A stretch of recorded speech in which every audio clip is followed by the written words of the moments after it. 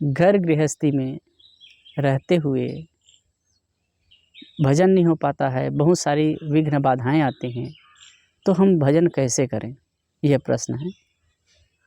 तो देखिए, आप चाहे घर गृहस्थी में रहें, चाहे घर गृहस्थी को छोड़ करके रहें, जीवन है तो जीवन में समस्याएं तो आएंगी ही, विघ्न बाधाएं भी आएंगे। चाहे आप कितना भी अनुकूल से अनुकूल वातावरण बना लें, लेकिन समस्याएं तो आएंगी ही। वैसे हर आदमी तो सोचता है ना कि हमारे जीवन में विघ्न बाधाएं ना आए और सब कुछ बढ़िया हो, सब कुछ अनुकूल हो, सब कुछ हमारे अनुसार हो, लेकिन होता कहाँ है। परिस्थितियाँ विपरीत होती है, जीवन में समस्याएं आती है।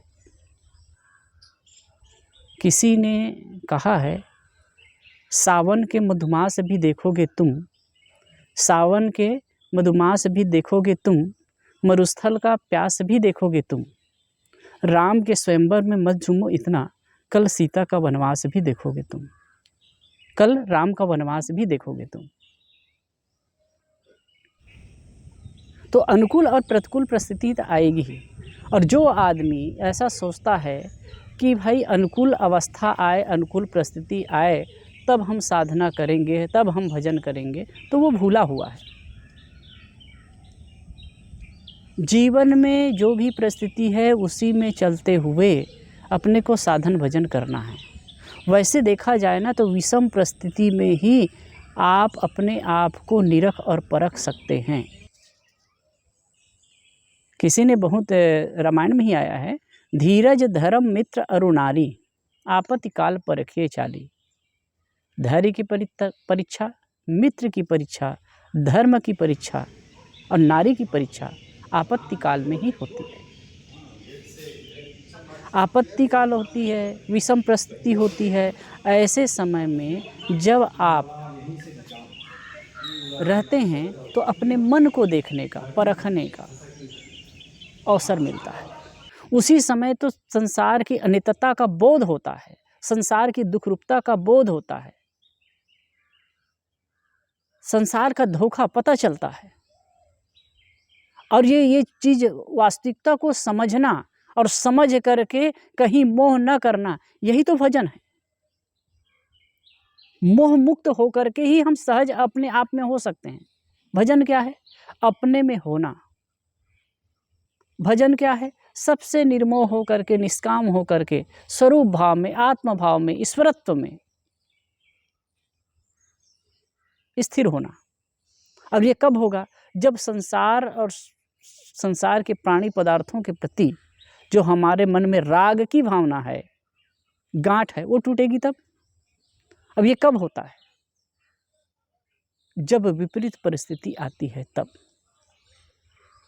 विपरीत परिस्थिति का आना बुरा नहीं है।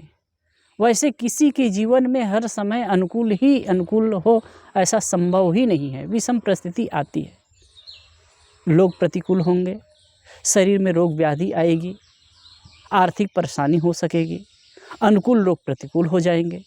यही सब तो है प्रतिकूल परिस्थिति का होना। जिनको हम मानते थे, अनुकूल मानते थे, वो हमारे विपरीत हो गए। जिनको हम अपना अनुसार समझते थे, वो हमसे विपरीत हो गए। तो ये सब परिस्थितियाँ तो आती हैं।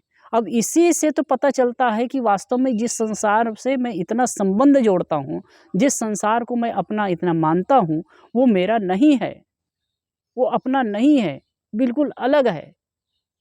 अब इसी से तो वैरागवान का वैराग बढ़ता है। इसी से तो इस जड़ से, पर से संबंध कटता है और स्व में मन जुटता है। इसलिए घबराना नहीं चाहिए और ये सोचना भी नहीं चाहिए कि जब अनुकूल परिस्थिति हो तब हम काम करेंगे। अगर अनुकूल परिस्थिति हो तब भजन करेंगे, ऐसा कोई सोचता है तो वो कभी भजन नहीं कर सकता है। फिर जैसे कि कोई देखते हैं, जैसे हम लोग साधु जीवन में हैं, आश्रम में रहते हैं, मठ मंदिर में रहते हैं, तो सब कुछ अनुकूलता थोड़ी होती है। यहाँ भी परिस्थितियाँ विपरीत आती हैं, यहाँ भी उल्टे पलटे व्यवहार हो जाते हैं लोगों से, यहाँ भी सहना पड़ता है, यहाँ भी परेशानी झेलनी पड़ती है। लेकिन ये तो जीवन का अंग है, जीवन में होगा ही। उसको लेकर के उलझना नहीं है, उसी में अपने आप की परीक्षा भी होती है और समझ भी बढ़ती है।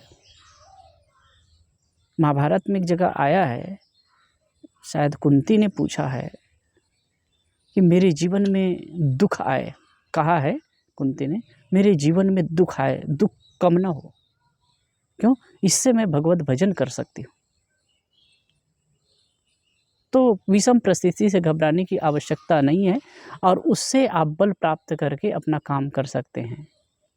जितना आप इसमें आपका मन परिपक्व होता जाएगा और आप अपने आप को प्रतिकूल परिस्थिति में भी अपने सामंजस्य बैठा सकते हैं और अपने आप को ऊपर उठा सकते हैं। तो घर गृहस्थी संसार कहीं भी रहें, परिवार में अनुकूलता और प्रतिकूलता दोनों प्रकार की स्थिति बनती रही है सबके जीवन में। कोई बड़े बड़े लोग कहलाने वाले लोग हुए, उसके जीवन में भी हुआ, सामान्य लोगों के जीवन में भी हुआ और होता रहेगा। आप उसे टाल नहीं सकते। कितने देखते हैं अच्छे अच्छे लोग रहते हैं, इतना है घर परिवार में पति पत्नी आपस में इतना प्रेम से रहते हैं, अचानक ऐसे कुछ हो जाता है कि एकदम एक दूसरे से कटाकटी हो जाते हैं।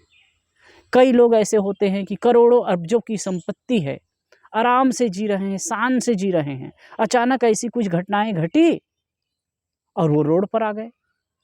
मैं ये सूरत शहर की बात बताता हूँ, कई ऐसे लोग हैं। एक कुछ दिन पहले हम एक जगह जा रहे थे तो एक बात बताए थे एक व्यक्ति के कि जानते हैं साहब उसको? कहे तो फिर मैं कहा जानता हूँ, वो अरबोपति आदमी और अरबों से खेलता था। अब आज वो भागे भागे फिर रहा है, कितने कर्ज हो चुके हैं। तो ये परिस्थितियां तो होती हैं, आएंगी ही, और उससे आप उलझ करके फिर कहे कि भाई हम साधना नहीं कर पाएंगे, नहीं, उसी में आपकी परख होगी और ऐसी परिस्थिति आने पर ही आपको साधना करनी चाहिए। और ये भी हमेशा याद रखना चाहिए कि यह भी नहीं रहेगा, यह भी नहीं रहेगा। अनुकूल परिस्थिति नहीं रहती तो प्रतिकूल परिस्थिति भी नहीं रहेगी, और प्रतिकूल परिस्थिति नहीं रहती तो अनुकूल परिस्थिति भी नहीं रहेगी। और इसी में चल करके, इसी परिस्थितियों में सामंजस्य बैठा करके अपने आप को हम साधना के पथ पे आगे बढ़ा सकते हैं।